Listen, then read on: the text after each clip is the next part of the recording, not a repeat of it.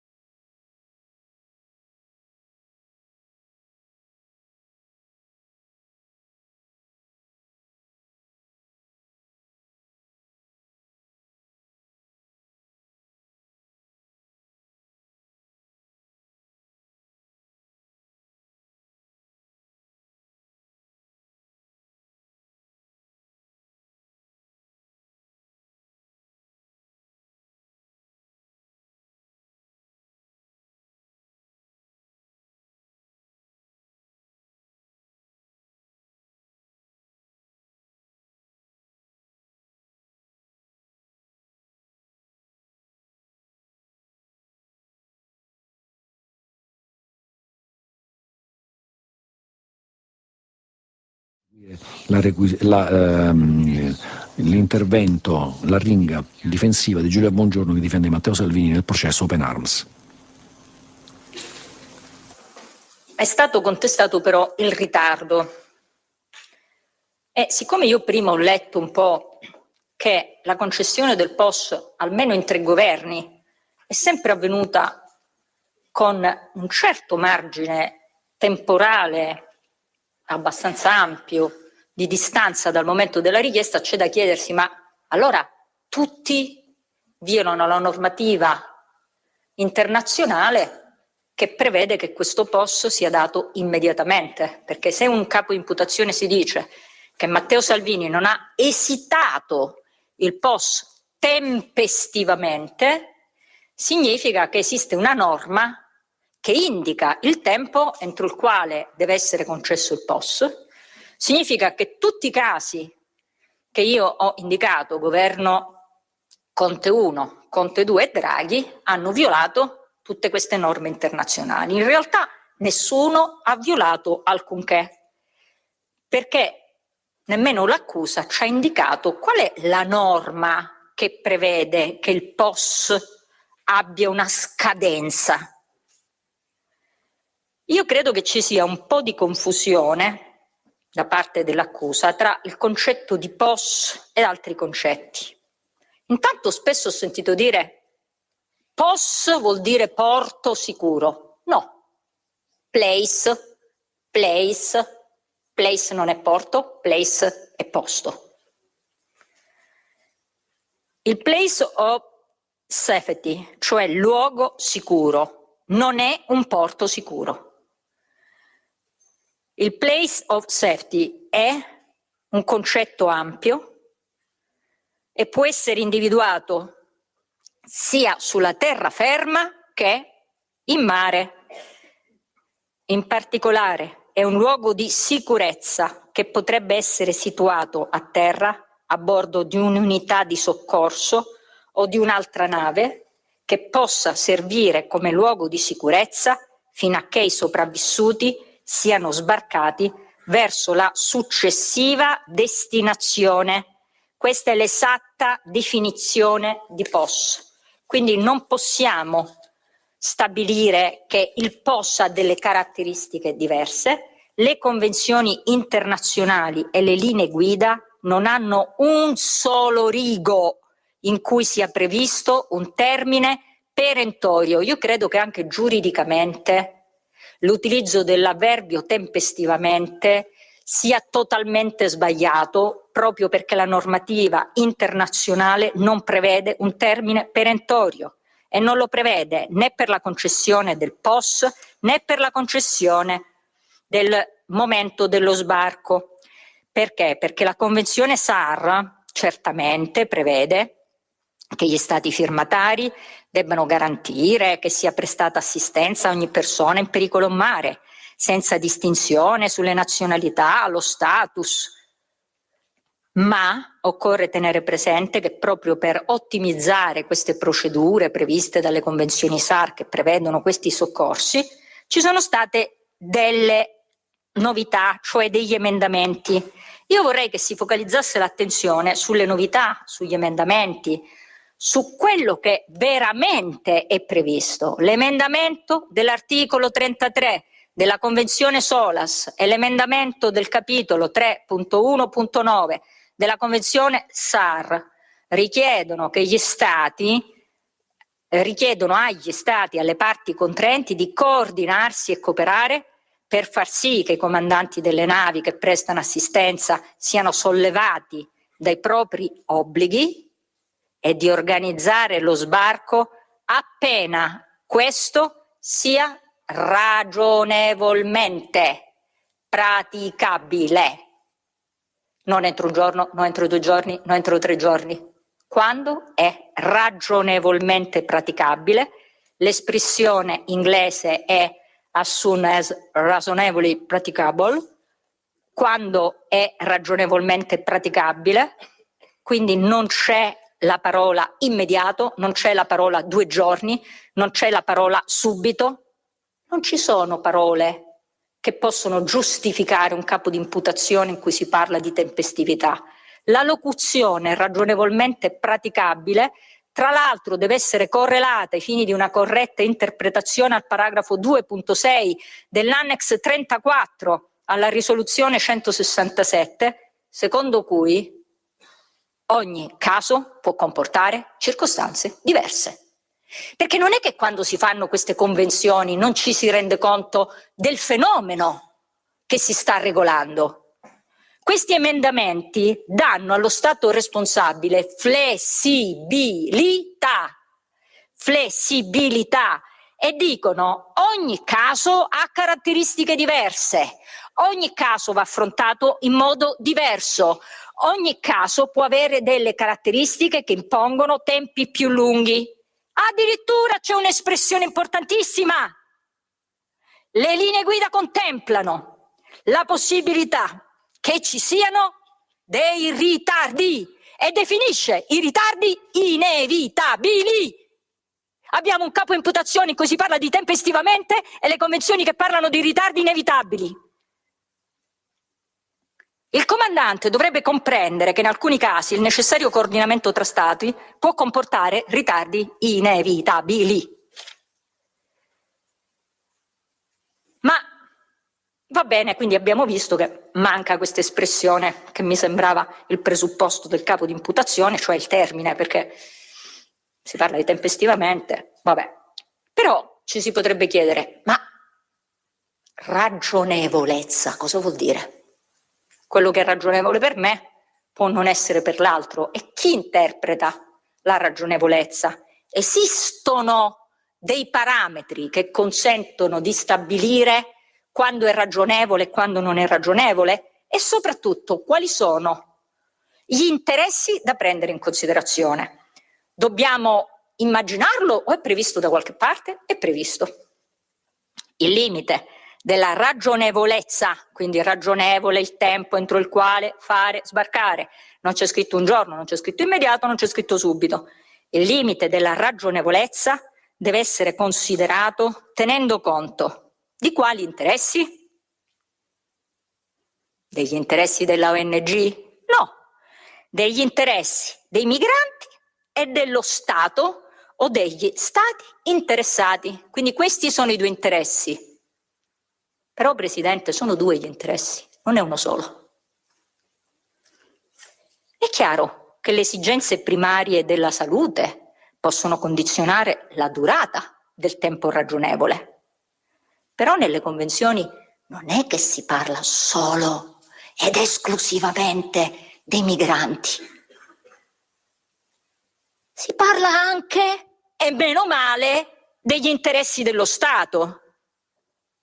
Annex 34 alla risoluzione 167, come principio generale del diritto internazionale, la sovranità di uno Stato consente a tale Stato di controllare i suoi confini e consente a tale Stato di escludere gli stranieri dal suo territorio e di prescrivere leggi che disciplinano l'ingresso di stranieri nel suo territorio. Occorre bilanciare il tema della salute dei migranti col tema del controllo dei confini. Cioè non è che Salvini, che addirittura è stato sbeffeggiato per aver utilizzato il termine desueto confini, si è inventato questo termine. La parola Stato esiste, la parola tutela dei confini esiste. L'esigenza di tutelare gli Stati non è inventata. Io credo che l'errore di fondo dell'accusa sia quello di considerare solo gli interessi dei migranti e ritenere esigenze di sicurezza e di ordine pubblico estranee al procedimento di accoglienza. Non sono estranee al procedimento di accoglienza. Esiste una sentenza passata in giudicato, GUP Catania, che ha già ritenuto legittima una temporanea limitazione della libertà dei migranti in base all'esigenza di bilanciare gli interessi dei migranti con quelli dello Stato. Esistono gli interessi dello Stato e la sentenza ricorda lo status, la condizione del migrante. nel senso che quando si deve valutare giuridicamente la posizione del migrante, si deve tenere conto che, virgolette, sentenza passata in giudicato, i migranti che giungono clandestinamente nel territorio nazionale si trovano in una situazione contraddistinta da una sorta di detenzione amministrativa o di libertà limitata, che può durare diversi mesi e che viene caratterizzata con l'accettazione dei predetti nei centri di accoglienza, da dove possono allontanarsi e dove permangono in attesa di tutti gli adempimenti del caso, anche se poi molti di loro si rendono praticamente irreperibili e invisibili, andando a infoltire la nutrita schiera di irregolari che stazionano nelle nostre città, anche creando seri problemi di ordine pubblico, oltre che seri problemi di convivenza con parte delle comunità locali. Questa è una sentenza passata in giudicato che, quando parla delle esigenze, degli interessi da porre a confronto, da bilanciare, fa presente che il migrante non ha uno stato di libertà assoluta, ma una porzione della sua libertà l'ha lasciata a casa, accettando questo passaggio di condizione, la condizione di una libertà temporaneamente limitata.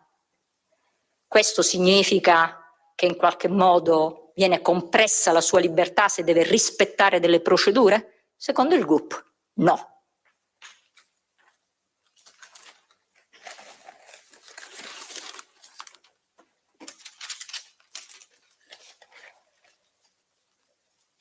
In linea con questa normativa internazionale che veramente va approfondita, ed è una normativa che prevede esplicitamente flessibilità, libertà nell'individuazione della tempistica per il POS, in base a questa convenzione internazionale e al nuovo indirizzo politico del governo, c'è stato un accordo stabilito, ora vi dico da chi, in un tavolo tecnico.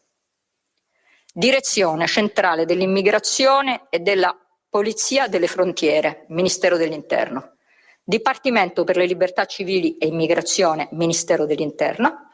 Comando generale del Corpo della Capitaneria di Porto, Guardia Costiera, Ministero delle Infrastrutture e dei Trasporti. Stato Maggiore della Difesa, Stato Maggiore della Marina, Comando Generale dell'Arma dei Carabinieri, Comando Generale della Guardia di Finanza, nelle persone di Vittorio Pisani, Tiziana Liguori, Fabio Guadagni, Daniela Parisi, Sergio Liardo, Claudio Manganiello, Alberto Meoli, Giuseppe Aletta, Luca Provenzano, Alessandro Morosini, Luca Giovanni Castellammare, Andrea Cruciti, Marco Guerrini, Angelo Pitocco, Massimiliano Pecchia, Paolo Zottola.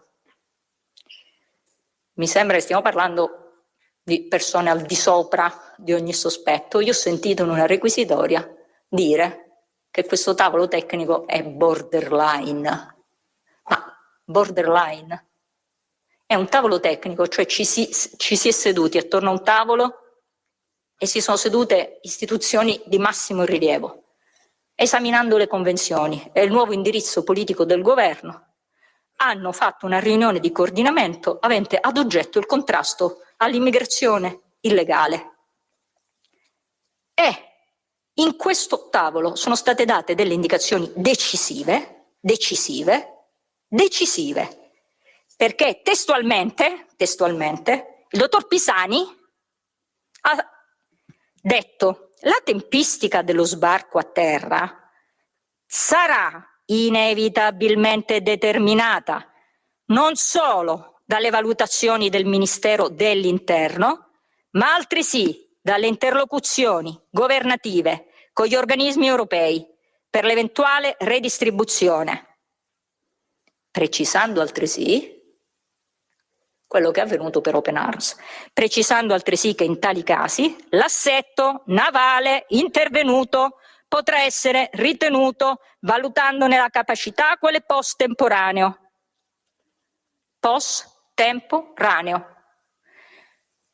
In questo tavolo tecnico si prende atto che le convenzioni parlano di flessibilità, si prende atto che il governo sta raggiungendo via via nuovi accordi di redistribuzione e che per non fare scattare gli oneri che sono previsti dall'accordo di Dublino bisogna prima redistribuire e poi sbarcare.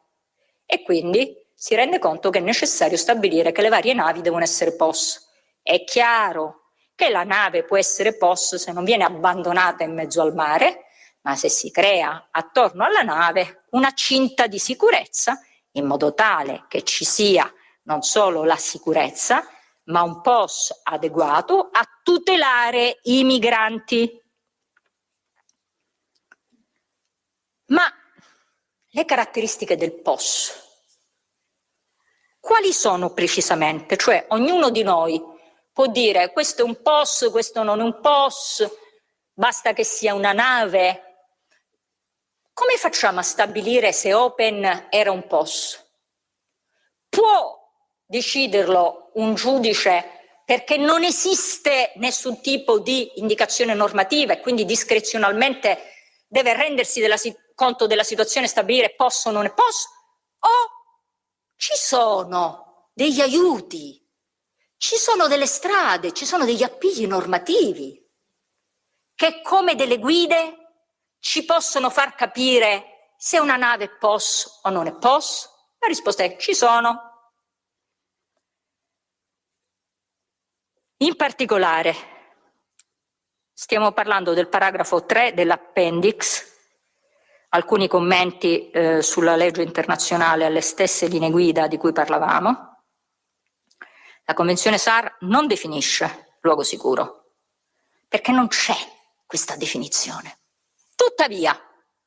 Tuttavia, perché essendo ovviamente delle linee guida, ti voglio guidare.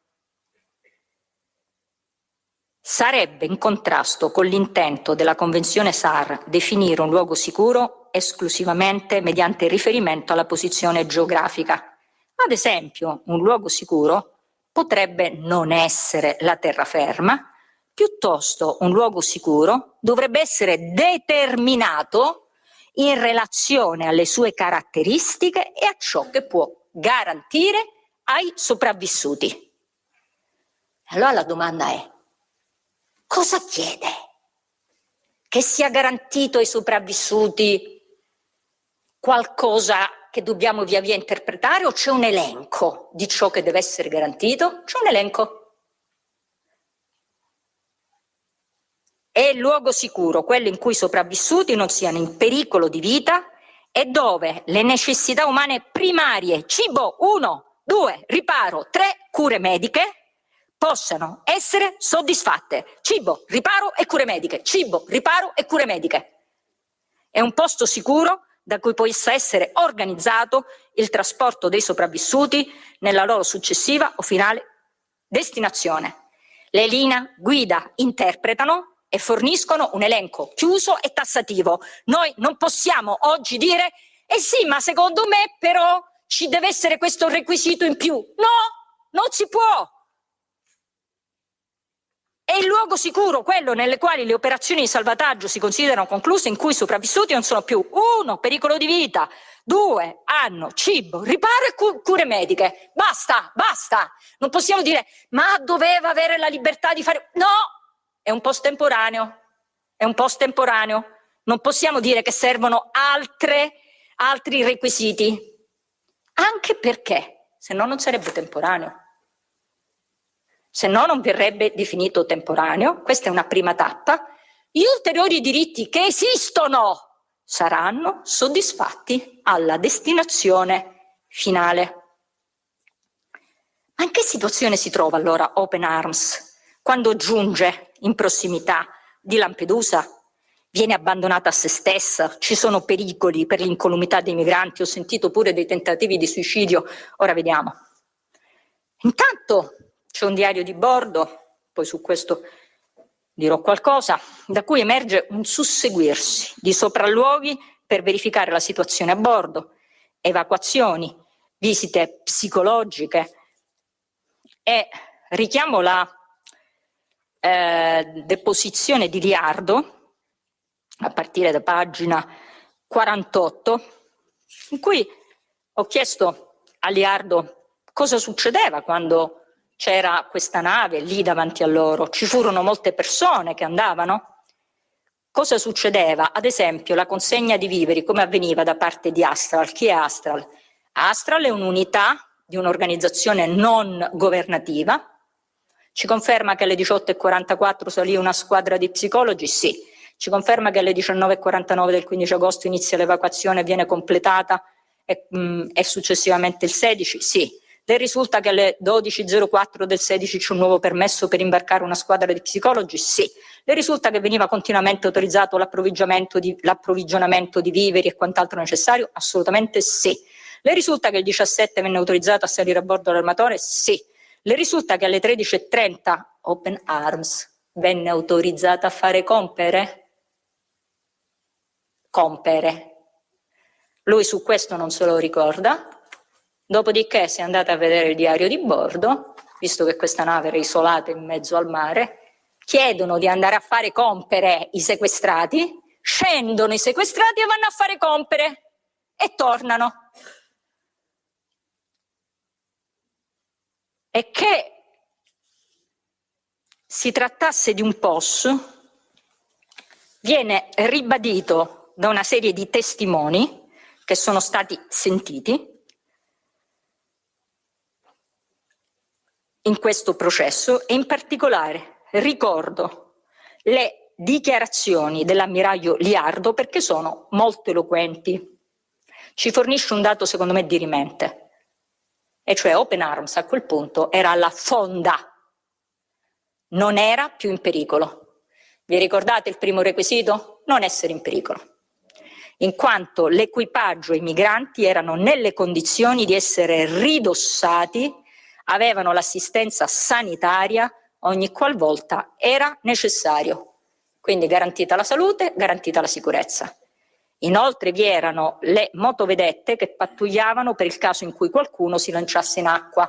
Non c'era pericolo, ti lanciavi e venivi ripreso. Ora vediamo perché si lanciavano, tra l'altro. Quindi, ammiraglio Liardo, avevano l'assistenza massima che potevamo dare. Attenzione, un'altra importantissima definizione di POS da Liardo. Anche ai fini della normativa internazionale, la Rada è a tutti gli effetti un porto. Insomma, tra virgolette, erano giunti in un'area in cui, come dire, rientra esattamente nel concetto di porto. Faccio presente che risulta dalle stesse dichiarazioni di Oscar Camps che, per quanto riguarda la sicurezza a bordo, era l'imbarcazione di salvataggio e ha una sicurezza garantita fino a 300 persone. 300 persone che però ovviamente non erano a bordo, perché sappiamo che quando entrano nel porto sono più o meno un terzo, direi. E passiamo al cuore dei cuori. Diritti umani.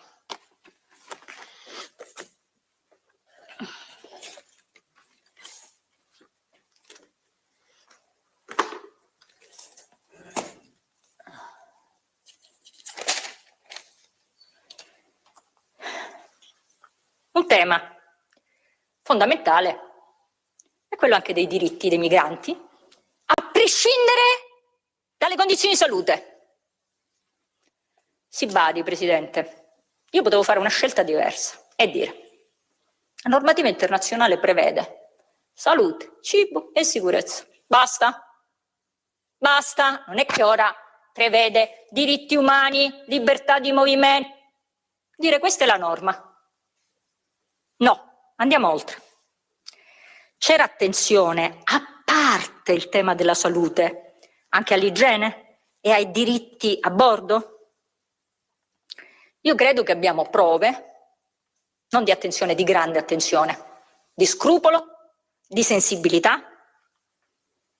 Va detto per chiarezza che tutto ciò che riguarda le condizioni a bordo, ovviamente, Ecco, sarebbe di competenza oggi del ministro Salvini, che è ministro delle infrastrutture e dei trasporti e che ha sotto di sé la Guardia Costiera.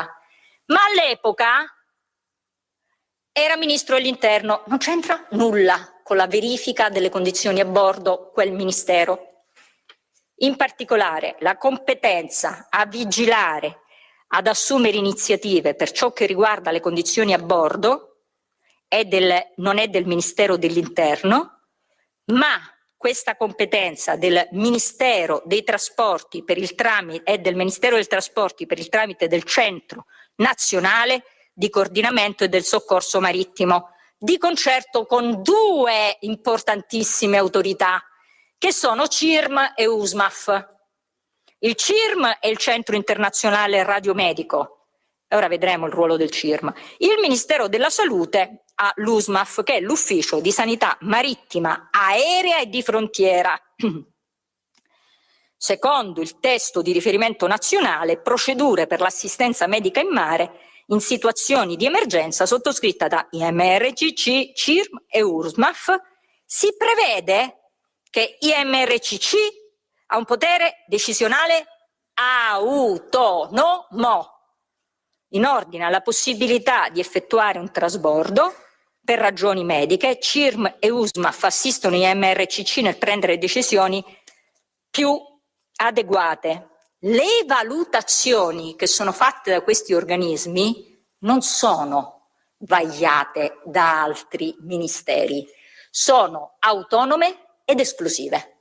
Cioè la legge ha previsto che per quanto riguarda ciò che avviene a bordo e tutte le condizioni, queste devono essere valutate da questi organismi. E la competenza è una competenza esclusiva. Qual è la riprova? Credo che voi ricorderete che abbiamo prodotto agli atti il fascicolo, un po' di carte del caso Marionio. Perché abbiamo prodotto il caso Marionio? Il caso Marionio è un caso del 2 settembre 2019. In quel caso non c'era POS, non era stato dato il POS a Marionio, quindi Marionio non poteva fare sbarcare i migranti. In assenza di POS sbarcarono i migranti. Com'è possibile tutto questo? Senza coinvolgimento del Ministero dell'Interno? È possibile perché il medico dell'USMAF aveva attestato che c'erano delle criticità a bordo da un punto di vista igienico. Quello stesso medico, Arnone, ha fatto il sopralluogo su Open Arms, attestando che non c'erano assolutamente condizioni precarie che imponevano lo sbarco. Quindi io ho sentito parlare di situazioni di contagio, scabbia, condizioni pessime. Allora, una cosa è quello che si dice, una cosa è quello che c'è. Allora, ci sono delle relazioni. Il 17 agosto il personale USMAF effettua l'ispezione a bordo, che era quella tra l'altro disposta alla procura di Agrigento. Antonio Arnone, che era quello che invece aveva fatto sbarcare per questioni di igiene i migranti da Mar Ionio, non fa sbarcare nessuno da Open Arms e li avrebbe potuti fare sbarcare senza nemmeno dirlo a Salvini. Nella relazione di Mar Ionio c'è un giudizio negativo per una permanenza di migranti a bordo per le condizioni dei servizi igienici. Perché hanno diritto pure avere dei servizi igienici adeguati i migranti? Sì, per l'impossibilità di usufruire del locale destinato a infermeria, che evidentemente non si poteva usare, per l'elevata quantità di rifiuti stoccati a bordo, per le precarie condizioni psicofisiche dei migranti. Diceva Arnone, io ho visto questa situazione, non possono più restare. Quindi non era un problema necessariamente, stanno male, c'erano delle condizioni igieniche, c'erano i bagni in disordine, c'era una situazione che non tutelava i diritti dei migranti. Ora, quello che mi colpisce è che chi sale su Open non è un altro medico, perché vedete, se fosse salito un altro medico poteva magari avere sensibilità diverse, criteri di valutazione diversi. Sale lo stesso Arnone! Sale lo stesso Arnone! E cosa rileva? Non rileva la situazione che ho sentito in quest'aula. Quella che ho sentito in quest'aula era di Mar Ionio.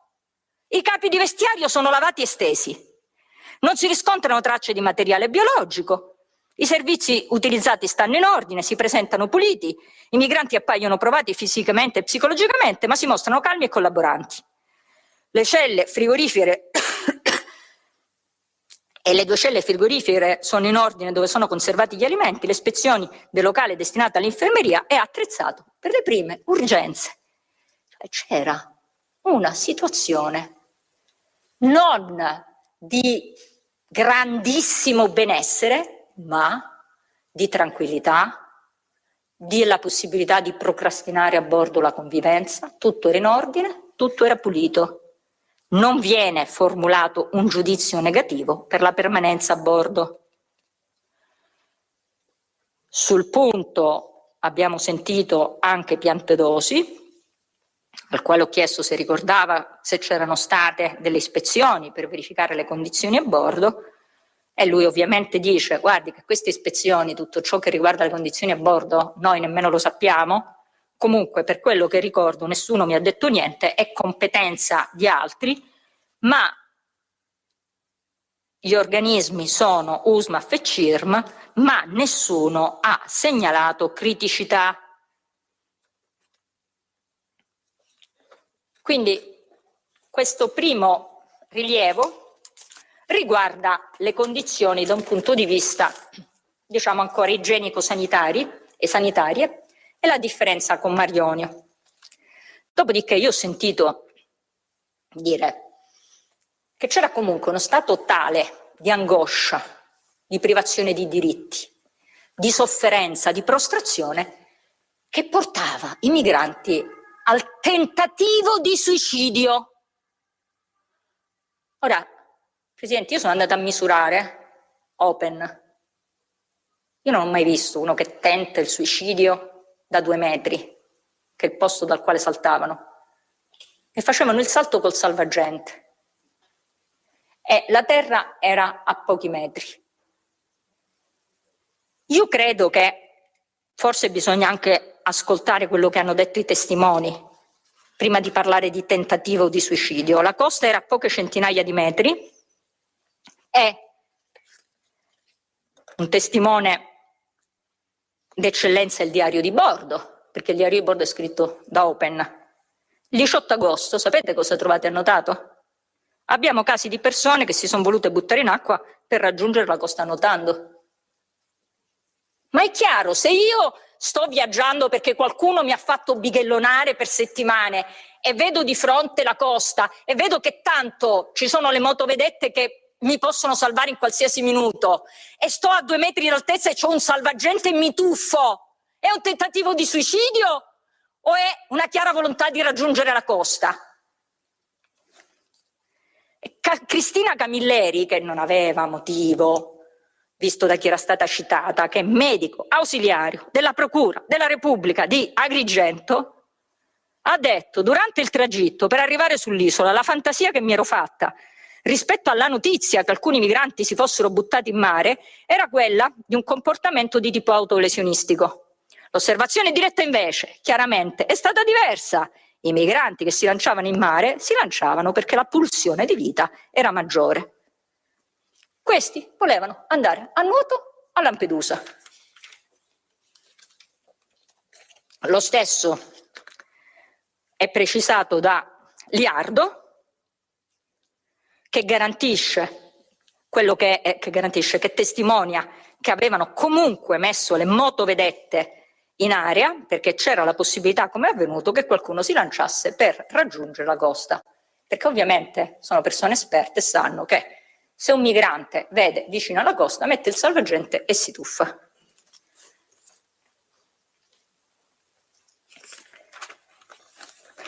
Ora, per fare l'avvocato del diavolo, senza offesa, il fatto che questi migranti si tuffavano, secondo l'accusa, dimostra comunque un profondo disagio. Perché? Perché si potrebbe dire: porta con te ovunque Radio Libertà. Scarica la app per smartphone o tablet dal tuo store o dal sito radiolibertà.net. Cosa aspetti? Per pur di andare lì mi devo tuffare, non è che puoi considerare una via facile il tuffo.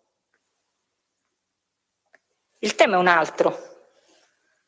La Guardia Costiera ha aperto una via d'uscita per il semplice disagio di coloro che erano a bordo, per salvaguardare tutti i diritti. Risulta agli atti. Non mi riferisco alle autorizzazioni allo sbarco per motivi di salute, Medevac mi sembra che siano chiari, nemmeno ve li voglio illustrare. È un secondo varco, una seconda apertura, una seconda opzione per tutelare i diritti dei migranti. Naturalmente trattandosi di un varco per coloro che avevano disagio a stare a bordo, chi era competente era la Guardia Costiera. Chiunque riferiva di non adattarsi alla vita di bordo per ragioni di spazio, stress o perché non tollerava la promiscuità, scendeva. Senza controlli, senza verifiche. Anzi, scendeva lui e con un presunto accompagnatore scelto a caso. Vediamo, questi sono gli unici documenti che troverete allegati. È molto importante questo passaggio se vogliamo arrivare a vedere le vere condizioni dei migranti. Il giorno 15 agosto gli psicologi di Emergency raccolgono alcune dichiarazioni dei migranti. Purtroppo devo andare in dettaglio, ma è una necessità. Asefa Daniel Salomon.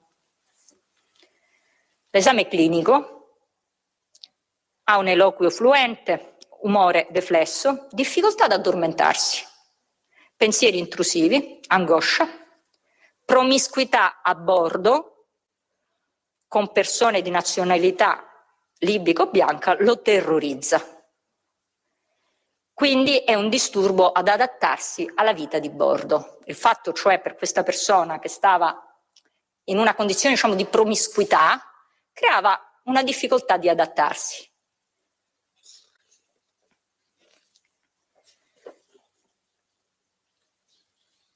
Michael Tesfalded era affaticata e priva di energia e aveva stipsi.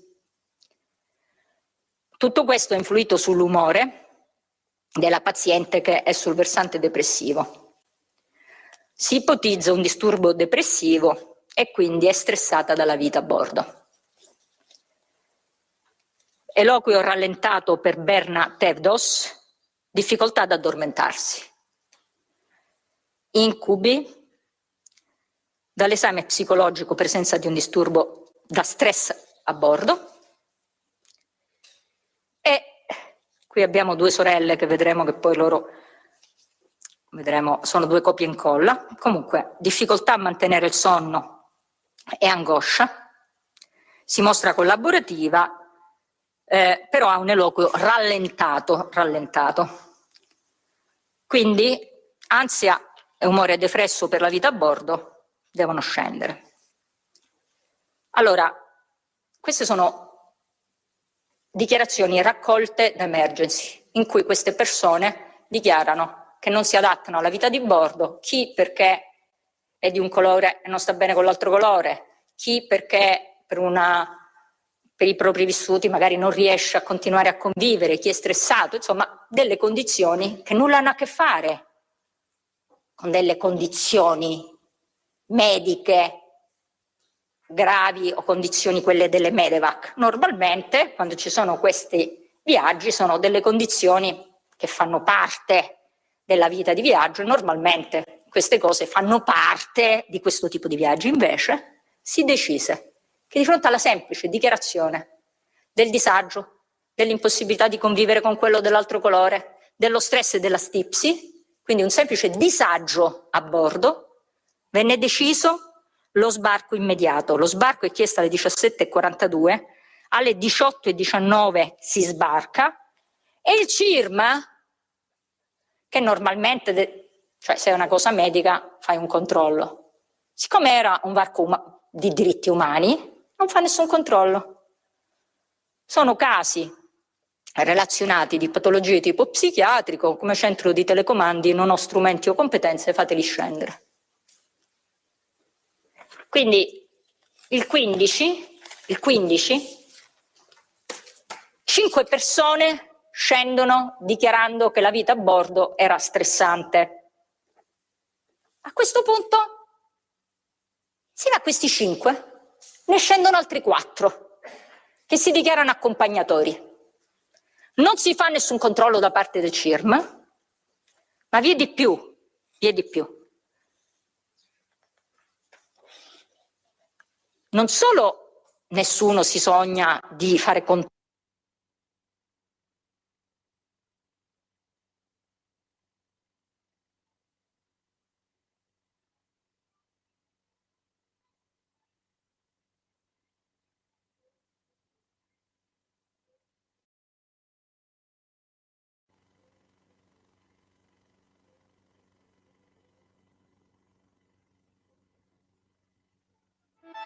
Stai ascoltando Radio Libertà, la tua voce libera, senza filtri né censure, la tua radio.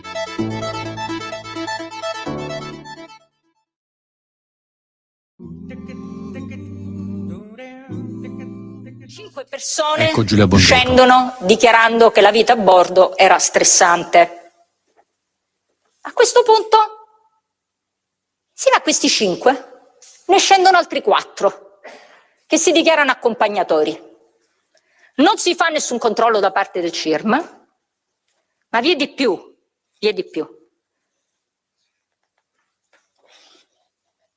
Non solo nessuno si sogna di fare controlli, ma era evidente, perché li ho posti io a confronto, che c'erano due discrepanze enormi tra quello che scriveva Open e quello che attestava Emergency.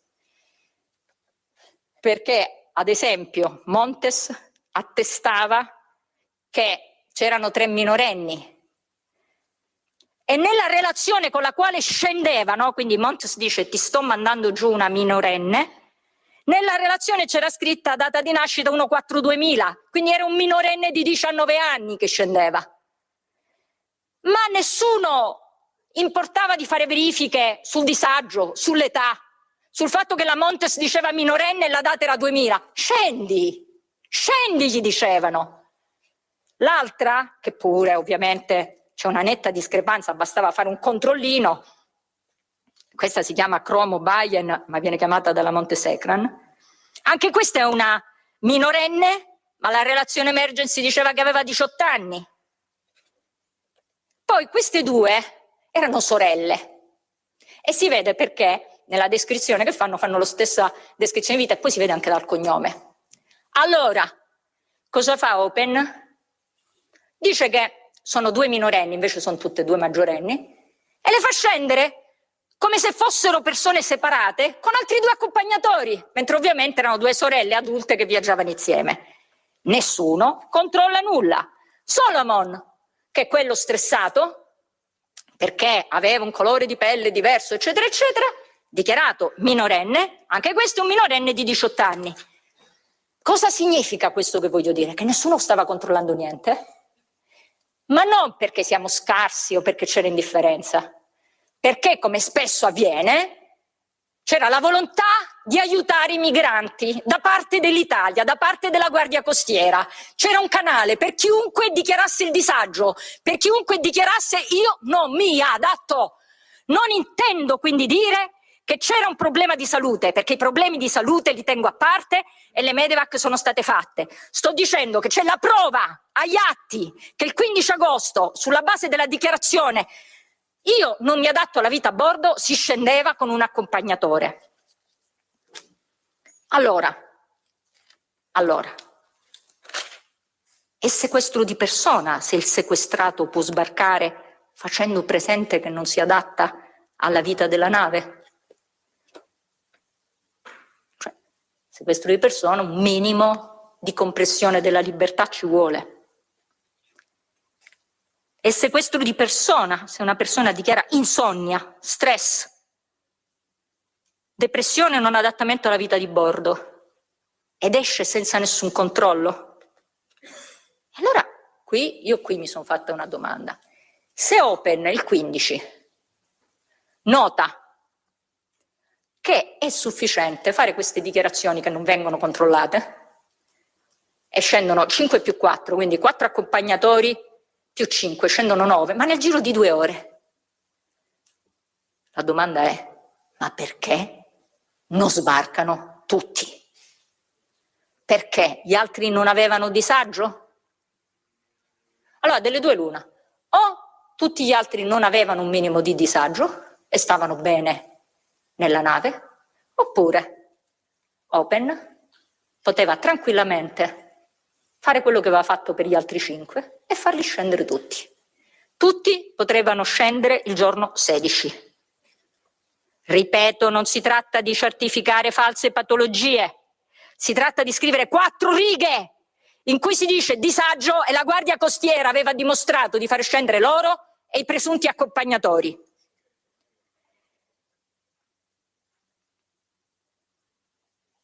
Allora, la mia domanda è, era difficile compilare questo modulo? È un modulo in cui ci sono 3 righe, in cui bisognava scrivere la parola disagio. Erano 100? Se si diceva ai migranti scrivi la parola disagio e scendi, quanto ci voleva?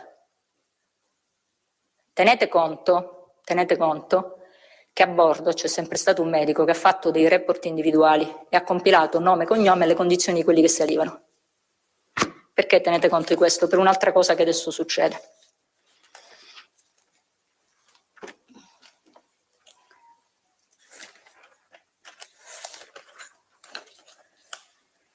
C'è qualcosa secondo me di particolare che poi infatti l'ho trovato anche sul diario di bordo, tra il 15 e gli altri giorni. Nel senso che una cosa è quello che è accaduto il 15, altra è quello che accade dal 16 in poi. Anzi, quello che non accade dal 16 in poi. E vedremo che risulta anche al diario di bordo, secondo me, che è successo qualcosa. Open vede che c'è questo varco, abbiamo detto, può compilare questi moduli e che fa? Cambia totalmente le richieste che fa all'Italia. Inizia a chiedere per farsi dire no.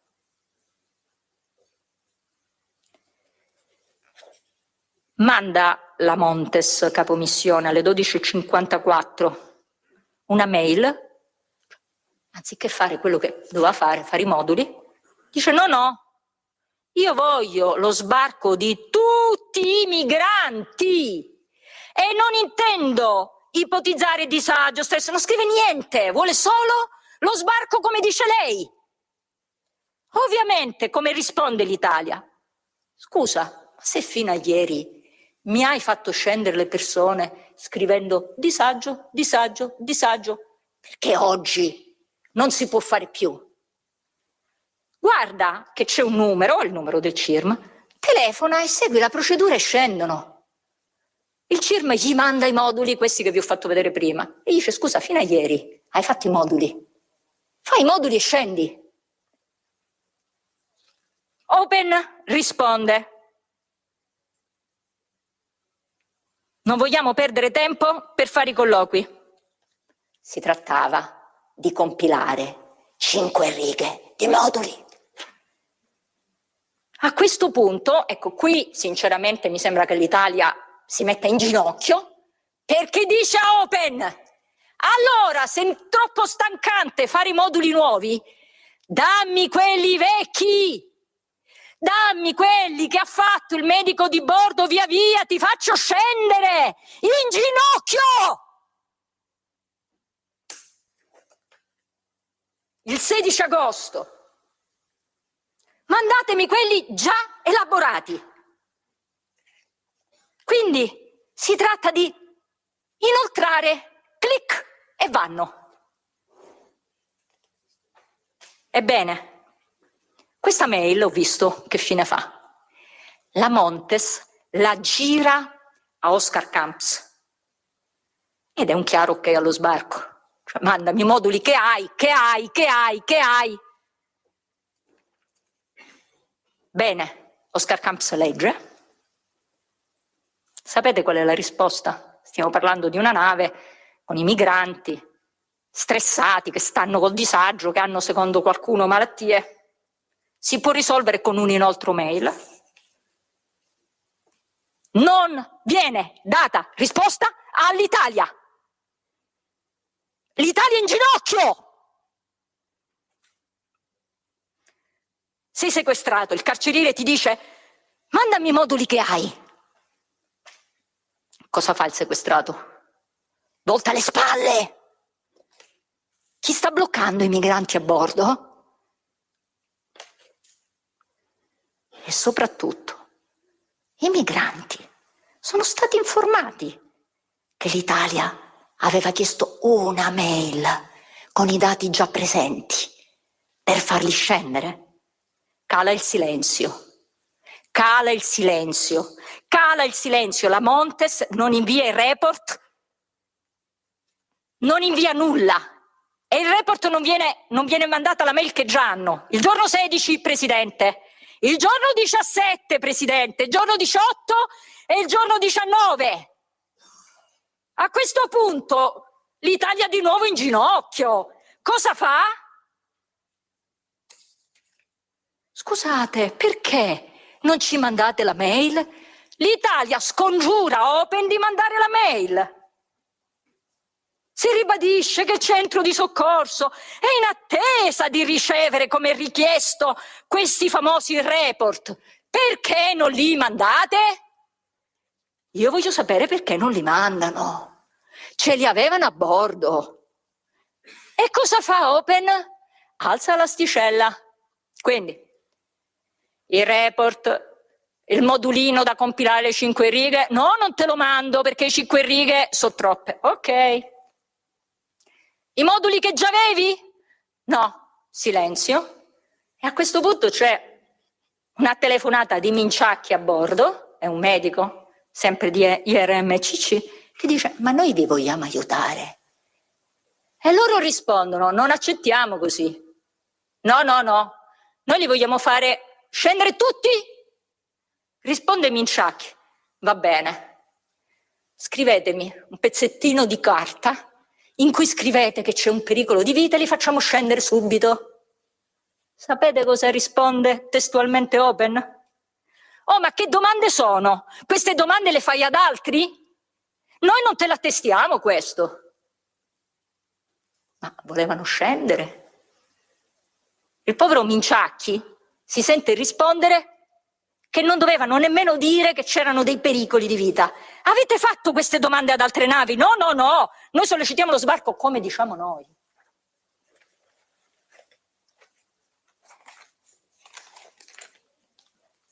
Ed allora, come mai? Il 15 vedono che scendono e il 16 cambiano procedura. L'Italia in ginocchio dice: mandami qualsiasi cosa. Niente. 17, 18 e 19. Cosa aspetta Open? Ho cercato di capire. Nella sequenza delle mail, che vi potrei aiutare perché per fortuna c'è proprio una sequenza di mail, ho trovato, mentre l'Italia, che aveva chiesto questa famosa mail, il reinoltro, attendeva, cosa fa la signora Montes? Decide di non rispondere all'Italia e di scrivere alle ore 13.06 del giorno 17 al dottor Vella, procuratore di Agrigento, dicendogli: io sono Annabel Montes, ci sono condizioni sanitarie e psicologiche delle persone a bordo ripetutamente descritte e sottoposte alle istituzioni preposte, guarda che tutto questo può generare stress, eccetera eccetera, non dicendo che l'Italia era in ginocchio e che gli diceva: mandami questi report e scendi, e scrivi al procuratore, omettendo di dire che l'Italia sta aspettando te, Open. Era stato sì presentato un esposto, ma Montes chi era? Nessuno. Ma Montes, perché non rispondi all'Italia? Perché non rispondi? E perché dici al procuratore che sta in difficoltà senza dire che non stai rispondendo all'Italia?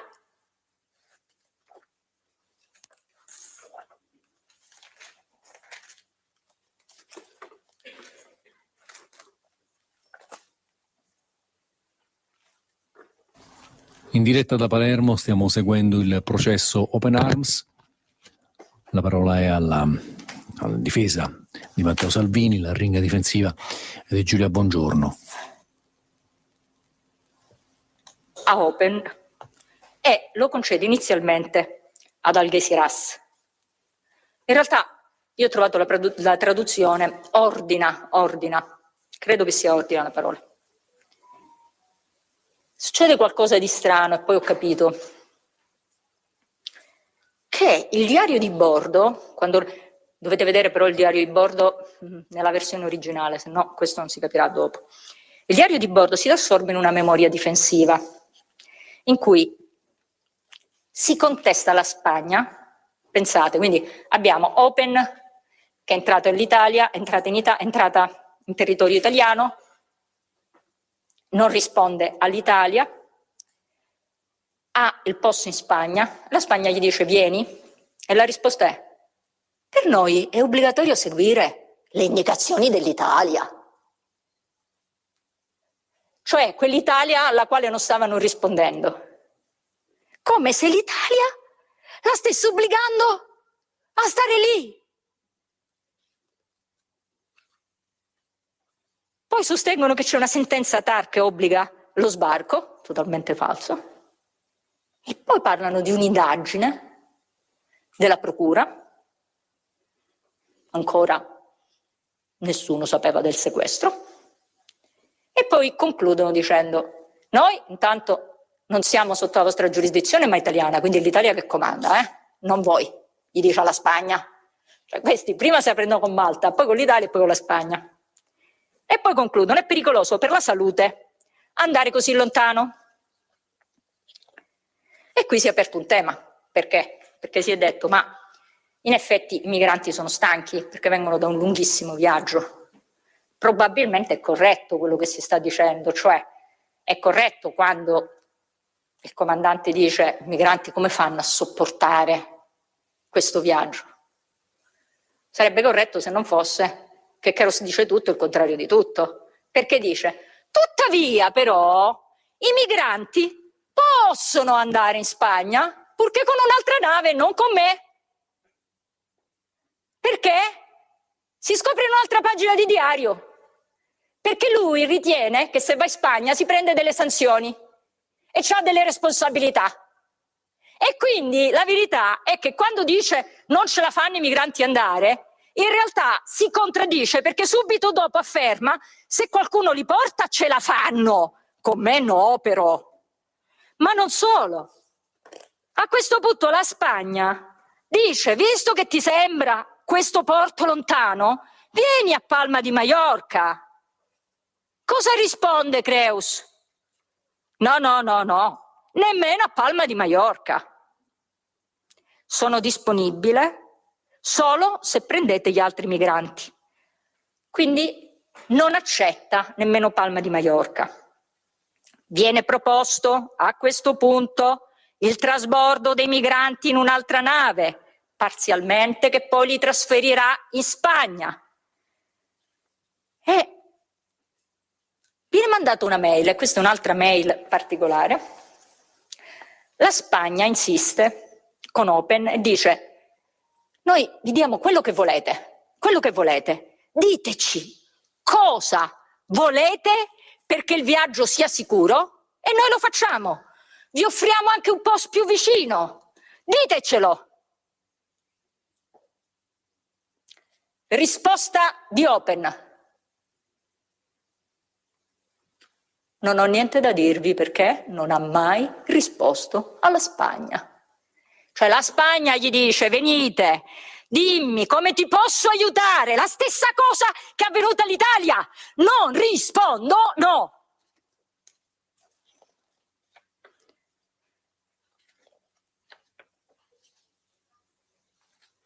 In particolare Madrid chiede i dati delle persone a bordo, continua a chiedere alla Spagna di dare almeno quei dati, così si accelera. E la risposta di Open, stiamo parlando di Open che dice che c'era una situazione a bordo disastrosa, la Spagna dice almeno dammi i dati e vedo di accelerare questi sbarchi. buonanotte, invieremo i dati domattina. Mai inviati i dati. Mai inviati i dati. Quindi la Spagna offre Algeciras, offre Palma di Mallorca, offre aiuti, chiede dati. Prima risponde Open e poi stop, cade nel silenzio. Quindi la Spagna non convince Open, ci prova l'Italia. In riferimento alla nota riguardante il porto di Algeciras designato dal governo spagnolo per questa unità navale, questa MRC è disponibile a accompagnare Open Arms con un mezzo navale italiano fino al porto spagnolo soprindicato. Tramite questa unità navale ci impegniamo a trasferire parte degli attuali migranti al momento a bordo della vostra nave. Chiedeteci tutto quanto è necessario per un viaggio in sicurezza, cibo, acqua, carburante, chiedeteci pure. Come risponde Open? Nessuna risposta. E ancora l'Italia. Buonasera, per quanto riguarda l'ultima mail, questo MRCC è ancora in attesa, è in attesa di sapere quali sono le vostre esigenze per effettuare il trasferimento? Quali sono? I carcerieri chiedono ai sequestrati come possiamo aiutarvi ancora una volta e i sequestrati ancora una volta non rispondono. Passano dei giorni, c'è un ennesimo sollecito. Si dice, diteci, perché non rispondete? Risposta di Open. Ora siamo molto impegnati, non vi possiamo rispondere. Allora, comincia a essere un po' particolare questo tipo di non risposta, perché erano anche qui troppo impegnati. Alla Spagna hanno detto buonanotte, a noi in Italia dicono troppo impegnati, domani, L'indomani non hanno mandato nulla. E infatti i MRCC ancora una volta in ginocchio. Buongiorno signore, per quanto riguarda l'ultima mail, MRCC è ancora in attesa di conoscere le vostre esigenze. Meno male che questi scrivevano, se no non avremmo traccia. E per delle staffe, persino Toninelli, ecco quelli che sostengono che il governo aveva isolato Salvini, un paese che consente a ONG di issare la propria bandiera su una nave e poi non può girarsi dall'altra parte. Auspico che il comandante non si opponga. Poi ci siamo messi a disposizione con la Guardia Costiera per accompagnare Open Arms in Spagna, per offrire un supporto tecnico e per trasportare parte dei migranti. La ONG ha incredibilmente rifiutato, con un atteggiamento che fa sospettare ci sia malafede da parte loro. A questo punto facciamo un ulteriore passo avanti, siamo disponibili a portare noi con la nostra Guardia Costiera nel porto iberico che ci verrà indicato tutti i migranti. Poi qui è Stai ascoltando Radio Libertà. la tua voce libera, senza filtri né censura. La tua radio. Auspico che il governo spagnolo con cui ho interloquito direttamente risponda al nostro appello. Ed allora,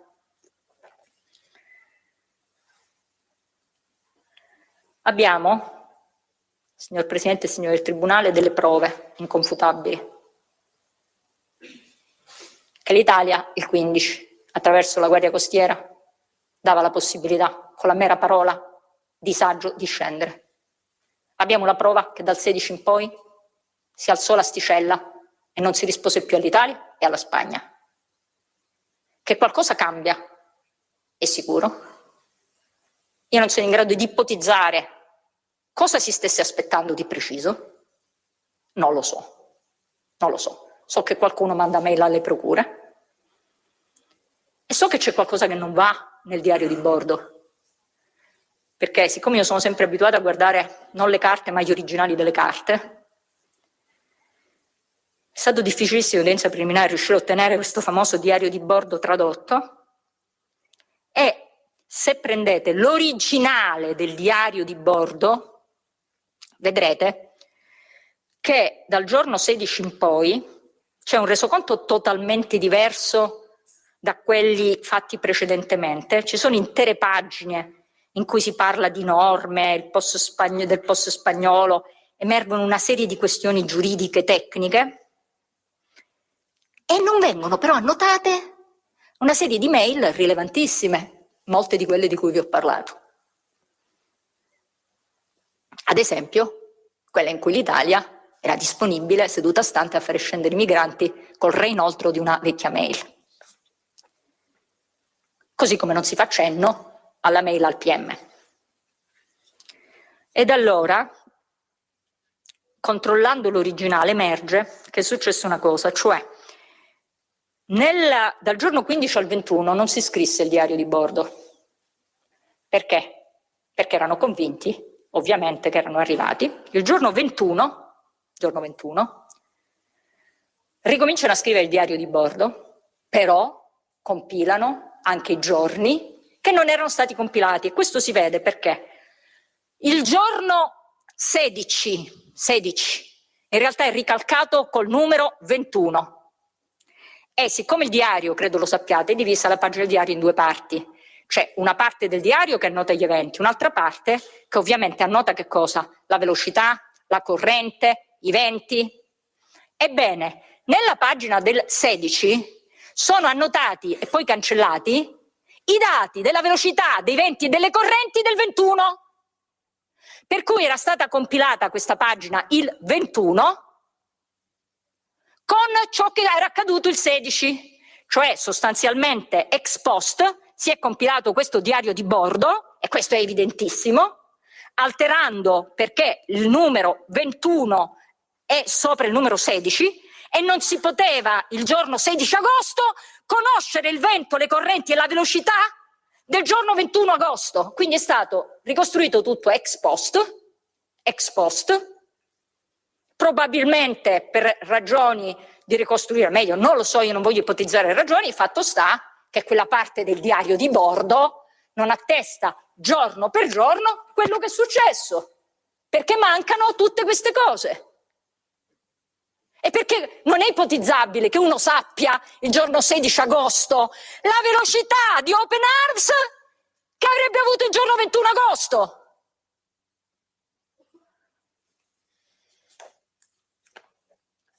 Io, Presidente, adesso concludo, poi darò la parola molto brevemente all'Avvocato Colotti. Mi permetta di ringraziare l'Avvocato Carte e l'Avvocato Manna perché il lavoro che è stato fatto è frutto di un lavoro scrupoloso.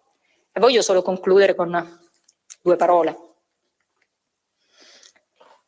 Nell'agosto del 2019 il ministro Salvini, sì, stava combattendo una battaglia, certamente non contro i migranti. Gli atti di questo processo documentano che i migranti sono stati assistiti, tutelati, aiutati, che la Guardia Costiera si è messa in ginocchio. Salvini stava combattendo una battaglia contro chi confonde le pretese e i diritti.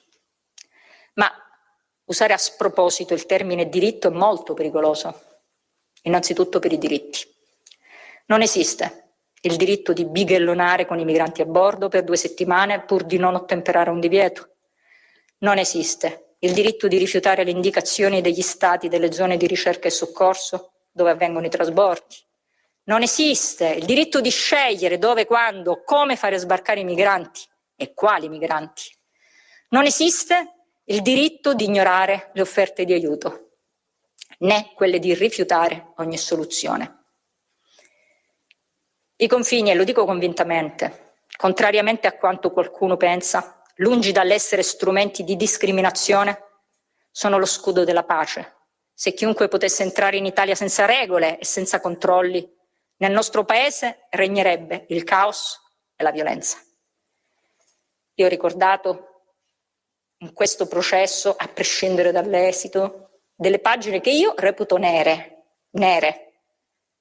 soprattutto quelle in cui L'Italia in ginocchio chiede indicazioni da Open e Open rifiuta.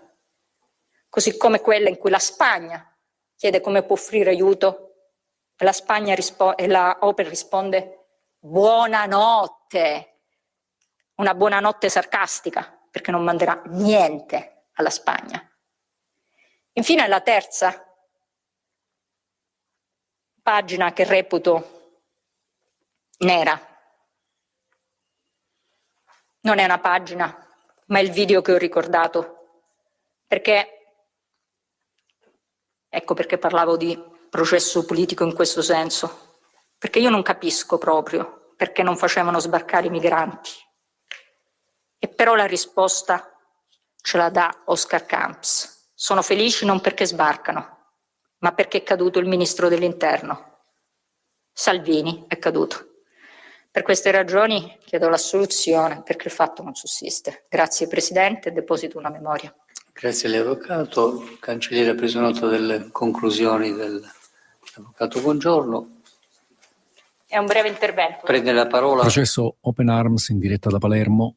Parla la difesa di Matteo Salvini, 3:15 ha parlato l'avvocato Giulia Bongiorno, adesso l'avvocato Colotti si occuperà delle questioni più strettamente giurisdizionali. Avvocato Colotti in difesa del senatore Matteo Salvini. Affronterò un solo tema, il tema della giurisdizione dello Stato di bandiera. La difesa dei confini, non solo quelli fisici, territoriali della nazione, ma anche quelli del diritto, perché che sono altrettanto, come sarà chiarito, tangibili e reali, alla luce anche della requisitoria dei pubblici ministeri che ho ascoltato con molto interesse. Pare essere appunto questo il titolo di questo processo, la difesa dei confini. Ritengo però che sui confini tracciati dalla normativa internazionale sia necessario fare chiarezza. Sia necessario fare chiarezza focalizzando l'attenzione su quelli che sono i trattati esistenti e la normativa vigente.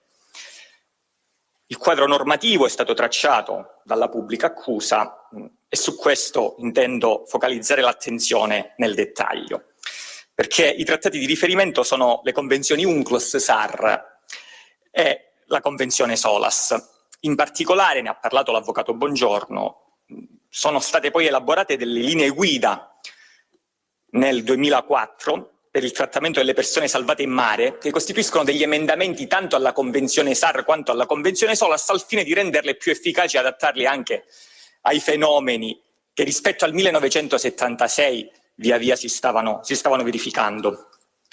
E dunque sono proprio quelle linee guida, la risoluzione MSC 167 del maggio 2004, nello specifico al paragrafo 6.7, che prevedono quando uno Stato debba assumere il coordinamento delle operazioni di salvataggio. E ci sono due criteri. Il criterio dello Stato della zona SAR, entro cui l'evento si verifica, oppure il criterio dello Stato di primo contatto, allorquando si chiama ad intervenire non lo Stato della zona SAR, ove interviene l'evento, ma lo Stato che per prima è stato contattato e assume il coordinamento dell'evento. Lo Stato di primo contatto, prevedono quelle stesse linee guida, resta comunque responsabile soltanto finché non trasferisce poi la responsabilità del coordinamento allo Stato competente per territorio, cioè lo Stato che della zona SAR entro cui l'evento si è verificato. E quindi è una responsabilità primaria quella dello Stato della zona SAR entro cui si è verificato l'evento, e questo ce lo chiarisce poi il paragrafo 2.5 delle stesse linee guida.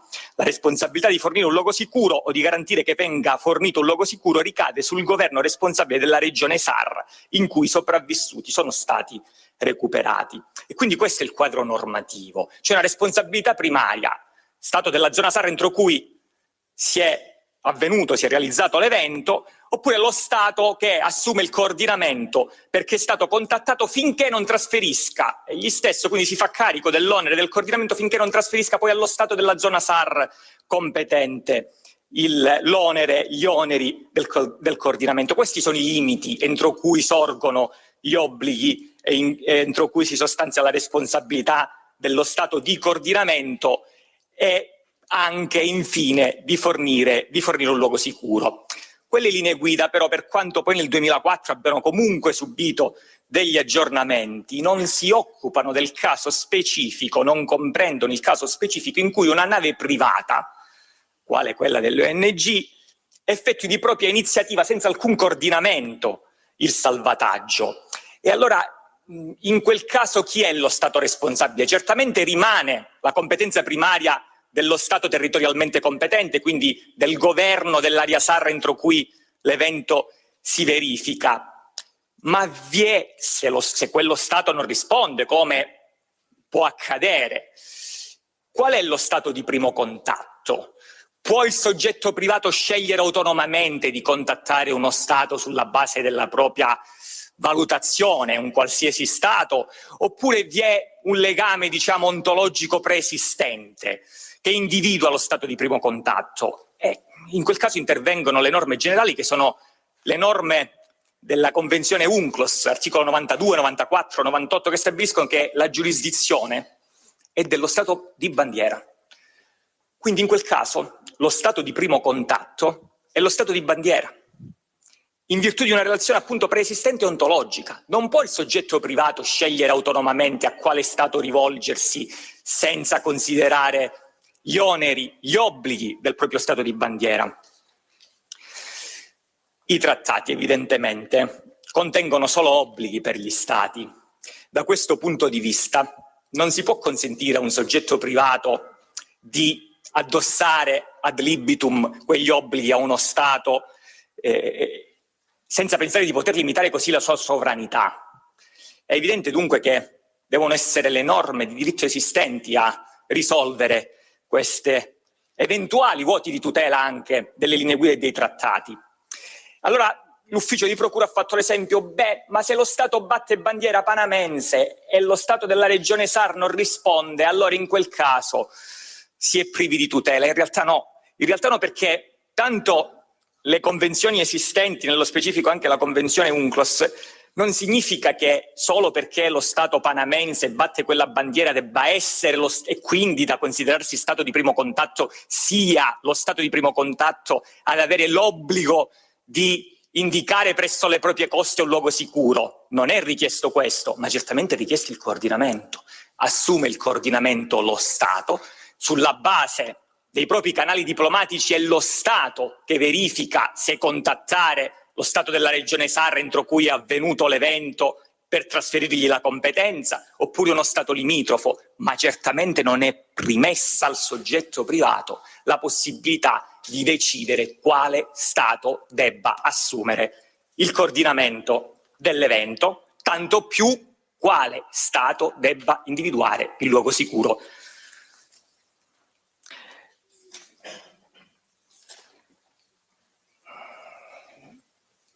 Parlando della nozione di luogo sicuro, lo ha anticipato anche l'avvocato Bongiorno, e faccio solo un flash.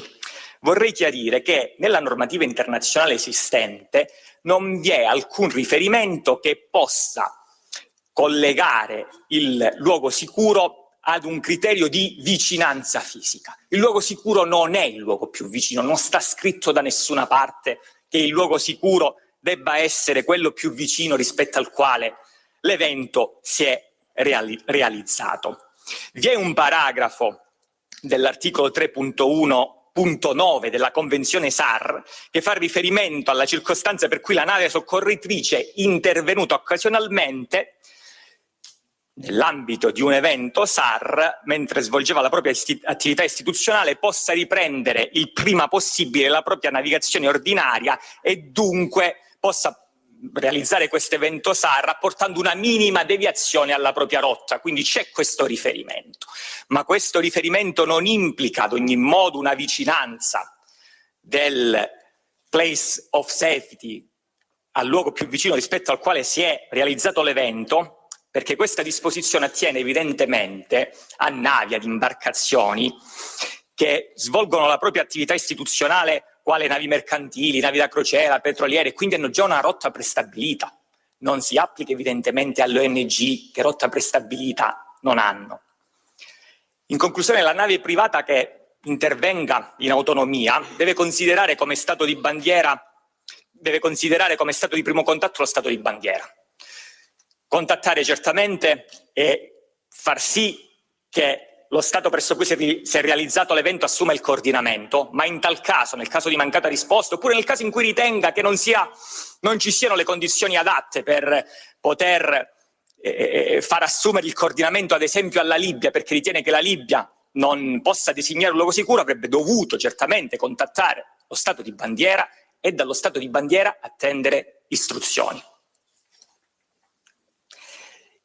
Si tratta di un'interpretazione che è perfettamente al dato normativo, al dato letterale delle disposizioni delle convenzioni internazionali che ho poc'anzi richiamato e che costituisce già giurisprudenza nell'ambito del nostro ordinamento, perché al di là del caso Gregoretti, sentenza GUP di Catania che è agli atti avete anche altri provvedimenti che nello specifico si occupano di casi che io definisco speculari rispetto a quello che ci occupa, perché riguardano proprio salvataggi di ONG. Nel caso della Gregoretti evidentemente non era una ONG.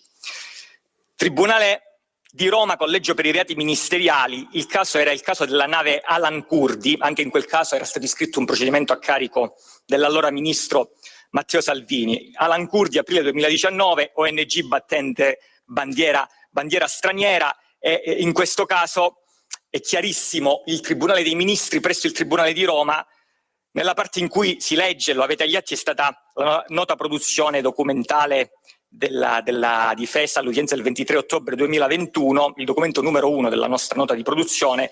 Seguendo alla lettera il dettato della Convenzione, scrive il Tribunale di Roma, lo stato di primo contatto non può che identificarsi in quello della nave che ha provveduto al salvataggio. E quindi lo stato di primo contatto è lo stato di bandiera, ma ce lo dice anche un'altra pronuncia, anche questa speculare, anche questa riguardava il salvataggio di una ONG in zona SAR libica, quindi esattamente le stesse circostanze verificatisi nel caso che ci occupa. Tribunale di Catania, dicevo, sezione reati ministeriali, in quel caso era la Sea-Watch 3, gennaio 2019, anche lì procedimento a carico dell'allora ministro dell'Interno, e anche qui il Tribunale di Catania nel decreto di archiviazione è chiarissimo.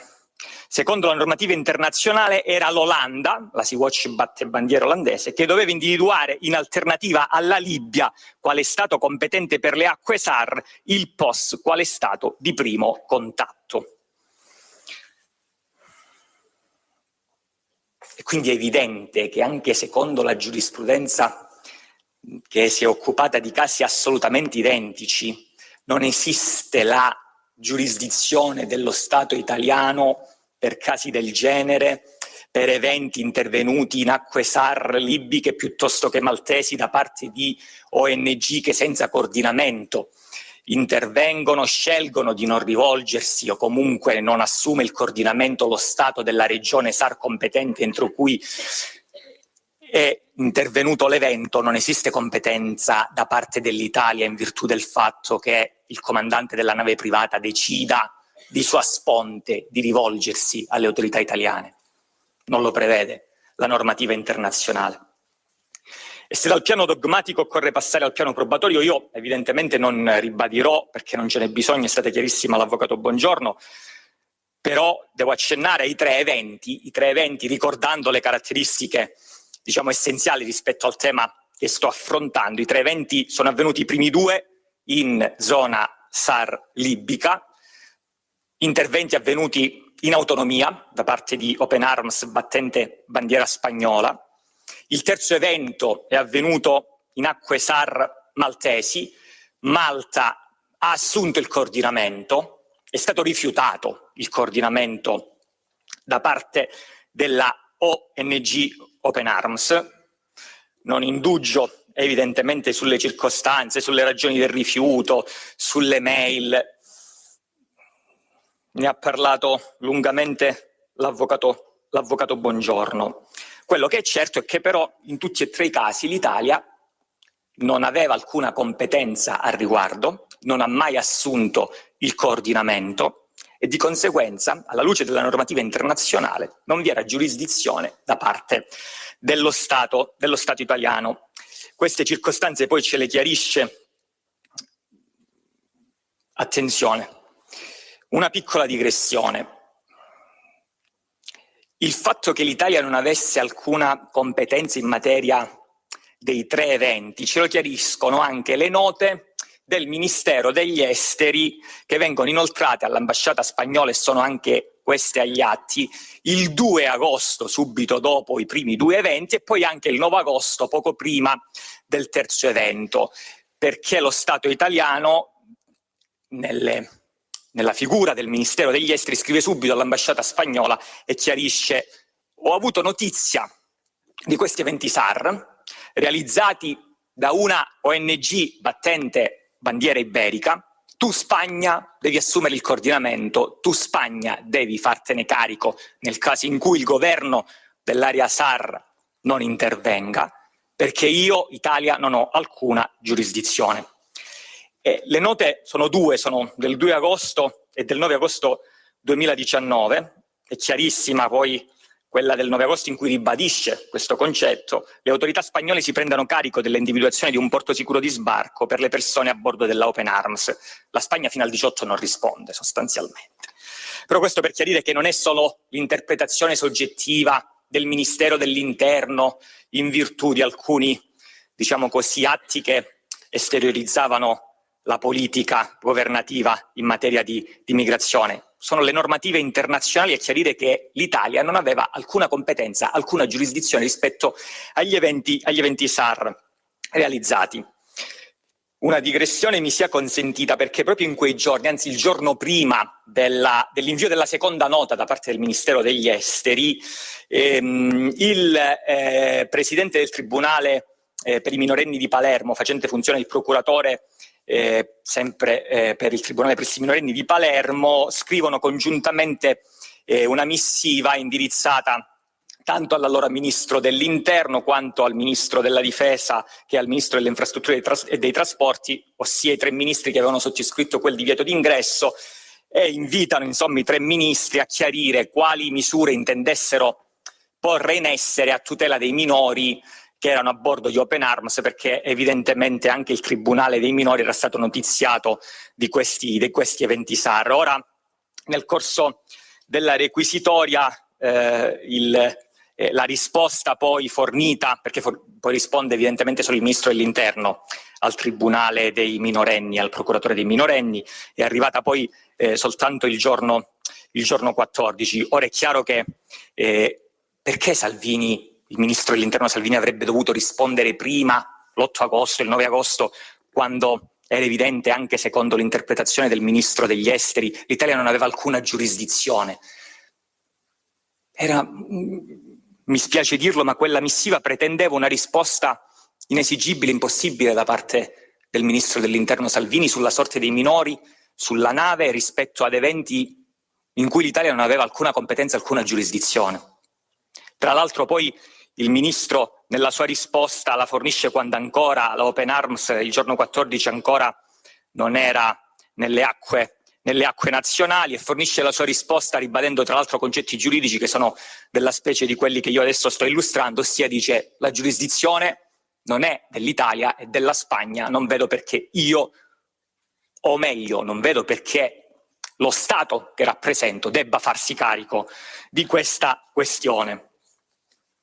Ora, tornando invece a quanto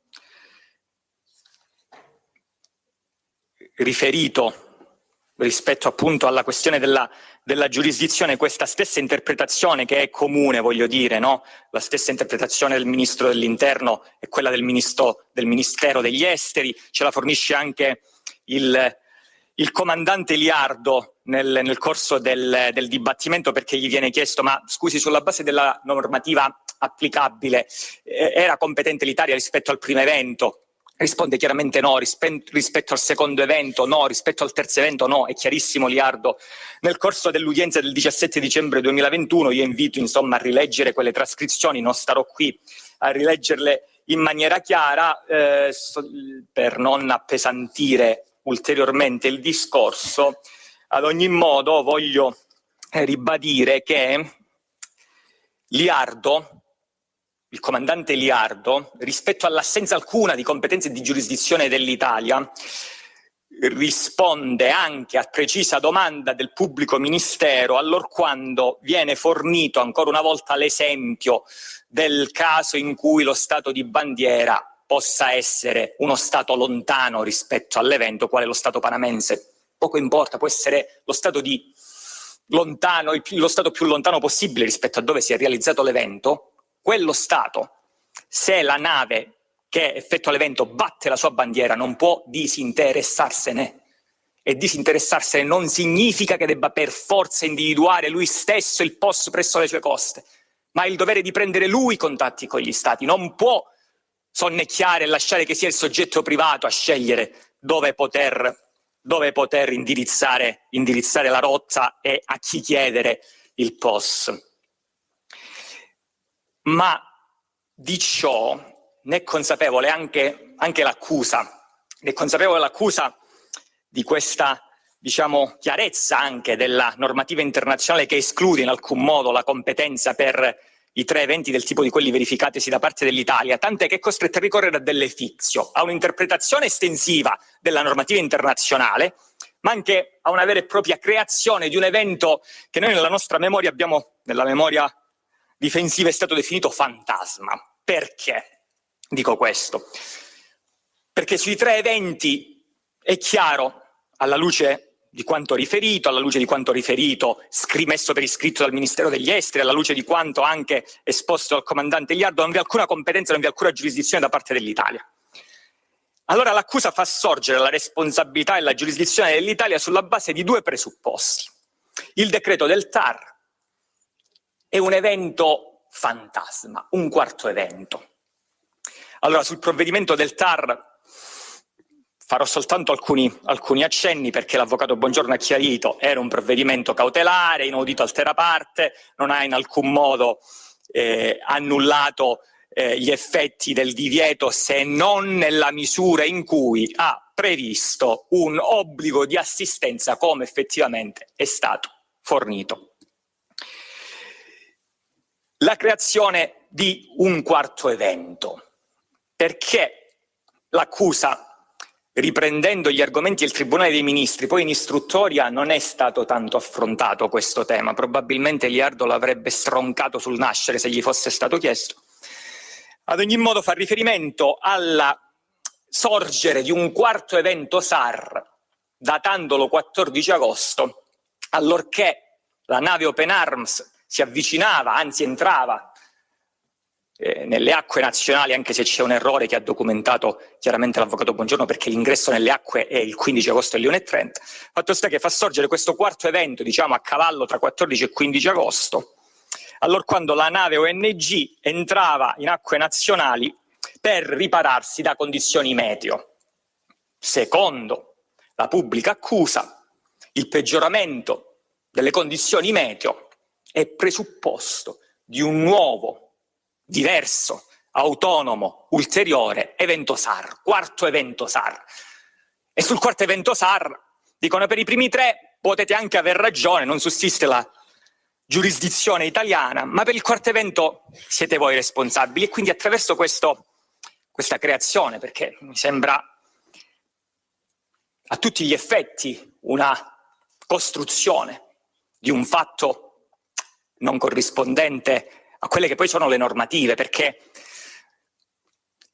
l'autorità preposta a individuare, classificare e qualificare gli eventi SAR è solo una, non è la Procura della Repubblica, non è il Tribunale dei Ministri, è IMRCC, è la Guardia Costiera, assegna anche dei numeri come si fa con i procedimenti penali, quindi non c'è il numero di RGNR per fare un paragone con i procedimenti penali, ma c'è un numero di evento.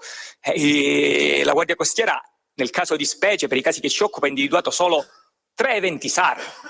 Gli eventi SAR di cui ci stiamo occupando sono 3, non ce n'è un quarto utilizzato ex novo per far sì che l'Italia si possa caricare anche della responsabilità dei 3 eventi che evidentemente non possono essere di competenza italiana. È una forzatura assoluta.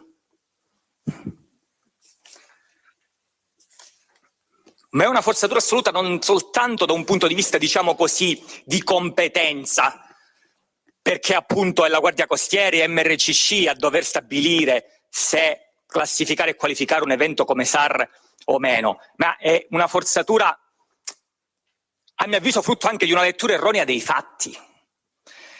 Uno, perché di per sé il peggioramento delle condizioni meteo marine da solo non è sufficiente a far sì che un evento possa qualificarsi come TAR e come SAR. Due, perché il peggioramento delle condizioni meteo marine dal diario di bordo è avvenuto quando la nave si trovava in acque SAR maltesi. È avvenuto già la sera del 14 agosto. La nave appunto entra in acque SAR italiane il 15 agosto all'1:30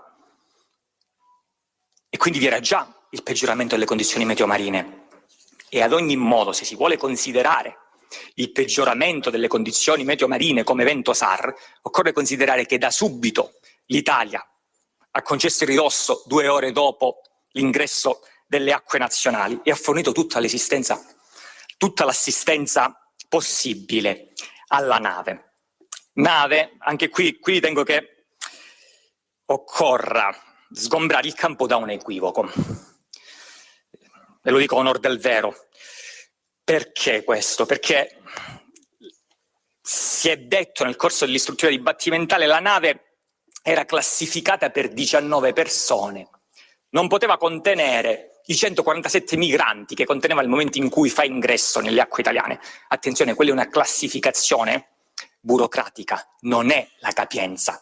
La nave a livello di capienza poteva contenere circa 300 persone, ce lo chiarisce lo stesso Oscar Camps in dibattimento. In virtù della stazza di oltre 22 tonnellate, quella nave sul ponte poteva contenere 300 persone. Quindi neppure può richiamarsi la stazza, le condizioni della nave e soprattutto la sua classificazione per ritenere che nel momento in cui entra in Italia si configura un quarto evento SAR e vi sia necessità dell'Italia di fornire assistenza. L'Italia fornisce assistenza in virtù del dettato del TAR. Stop, non perché si realizza un quarto evento SAR e non perché in virtù di questo quarto evento SAR fantasma l'Italia abbia giurisdizione al riguardo.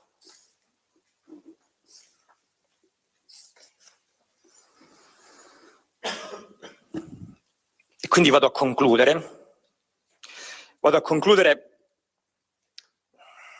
se vogliamo prendendo in prestito anche le parole che sono state utilizzate nella requisitoria, perché così come il Ministro dell'Interno ha il dovere di difendere i reali confini della nazione, la pubblica accusa sì il dovere di difendere i confini del diritto, ma i confini del diritto reali, quelli che sono tracciati dalla normativa esistente, non quelli che possono essere estesi oltre il dato letterale dei trattati e delle convenzioni sulla base magari di sensibilità personali oppure di opinabili richiami al diritto naturale, perché mi sembra di aver ascoltato anche alcuni richiami al diritto naturale o all'Odissea. Non c'è bisogno, ci sono le convenzioni.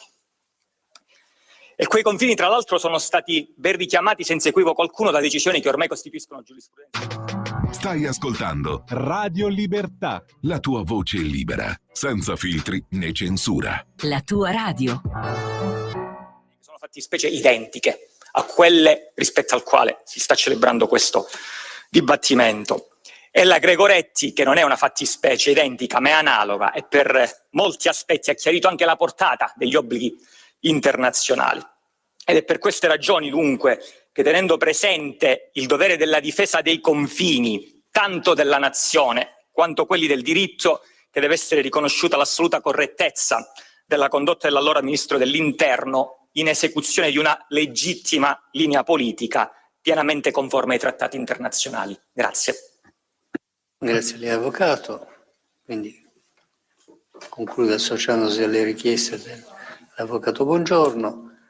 Il processo va rinviato per eventuali repliche e per la decisione, tenuto conto dei concomitanti impegni del collegio, dei colleghi che lo compongono e delle difficoltà di trovare l'aula. Dobbiamo andare all'udienza del 20 dicembre. Come orario indichiamo quello delle 9:30 e seguenti. L'aula è questa, B3 mi pare, sì. B3? comunque quest'aula, la stessa aula di oggi. L'udienza è tolta, una buona giornata a tutti. Sì. Certo, pensavo l'avesse già depositata, per la verità.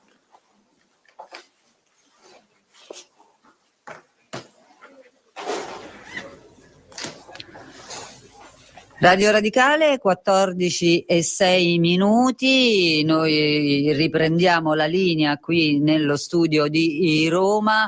Abbiamo sentito in ultimo l'avvocato Colotti del team di difesa, del gruppo di difesa del ministro Salvini, e come avete sentito, prossima udienza il 1° dicembre alle 9:30. Io ringrazio la regia di Francesca Rosina.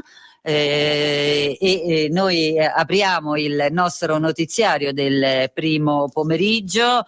In studio Andrea Billau e Cristiana Pugliese.